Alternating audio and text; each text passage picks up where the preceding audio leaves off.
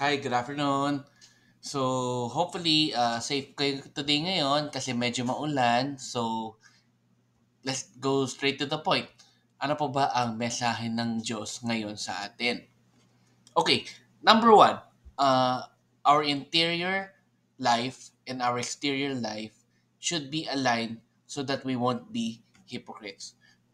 Sa natatandaan ko kanina sa sermon ni Father, ang ibig sabihin niya is kung ano ang pinapakita natin sa buhay natin, sa ibang tao, dapat pareho siya dun sa mga gusto natin sa ating kalooban. Like kunyari, talagang tayo ay gustong maging mabait sa kapwa, pero ang ginagawa po natin sa ibang tao ay hindi naman nagbibigay ng kabaitan or nagpapakita ng pagmamahal, hindi siya align sa ating interior life. So, yun ang ibig sabihin ng Diyos na para sa atin na dapat kung ano man yung kagandahan ng ating puso, ganoon rin dapat yung pinapakita natin sa labas ng ating buhay.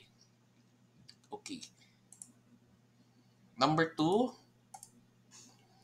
we must serve others, especially the poor. So, actually, I'm sure narinig nyo na to sa mga sermon ng mga pare sa lahat ng misang natin. Dan yun na talagang gustong-gusto ng Diyos na iserve natin ang mga taong hirap po sa buhay. So, kung meron po tayong opportunity na makatulong po sa mga taong nahihirap sa buhay or sa poor, gawin po natin. Huwag na po tayo mag-hesitate at huwag rin po natin ikahiya ang pagtulong po sa kanila. Kasi yun po ang talagang gusto ng Diyos na gawin po natin. Lalo na kapag marami tayong mga blessings na pwedeng i-share sa kanila.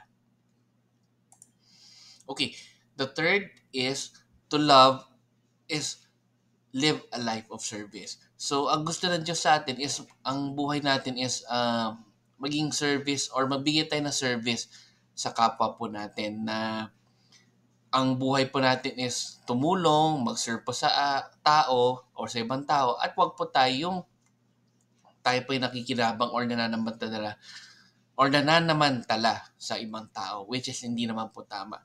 So, dapat ang buhay po natin is to live a life of service to others. So, kung meron pa tayong may tutulong sa ibang tao, whether maliit or malaki, gawin na lang po natin para yun po ang gusto kasi ng Diyos for us. Okay? So, that is our short message today or messages today from God. So let's end again with a simple prayer. In the name of the Father, and of the Son, and of the Spirit. Amen. Lord, sana po ay tulungan niyo po sana kami na to live a life of service to others. Tulungan po sana namin ang mga nangangailangan or mga taong kailangan po ng tulong po namin, whether mahirap lang po sila or kung ano man katayuan namin sa buhay.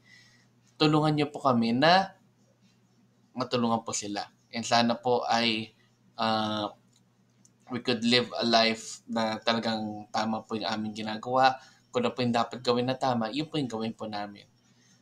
In Jesus' name, we pray. Amen. In the name of the Father, Son, and Holy Spirit. Amen. Okay, so good afternoon po sa inyo and maraming salamat po sa pakikinig and again with our simple Thanksgiving prayer. Thank you. Daily thank you prayer. Lord, thank you very much for all the blessings that you are giving us every day. Thank you for our food, safety, security, guidance, and all your blessings.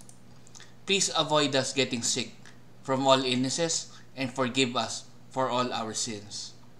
Lord, I pray that all our hopes and dreams will come true in your own time. Again, Lord, thank you for all the blessings that you have given us. Amen.